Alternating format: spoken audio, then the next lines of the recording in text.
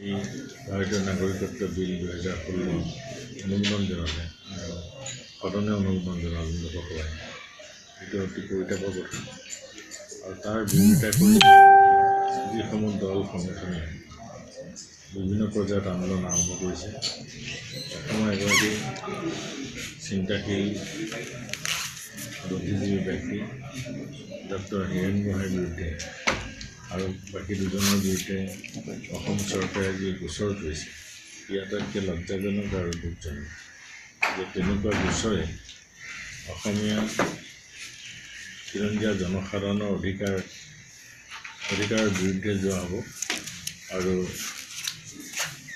এই বিলখন যদি কেনেবাকৈ আইনত পৰিণত হয়, তেতিয়াহ'লে অসমৰ জনসাধাৰণে খিলঞ্জীয়া জনসাধাৰণে ৰাজনৈতিক, সাংস্কৃতিক, আৰ্থিক অধিকাৰ সম্পূৰ্ণ হেৰুৱাই পেলাব। যিসকল বুদ্ধিজীৱী অসমৰ জনসাধাৰণক পথৰ সন্ধান দিছে যুক্তিৰে, তেওঁলোকৰ বিৰুদ্ধে এনেকুৱা পদক্ষেপ লোৱাটো অতি গৰিহণাযোগ্য।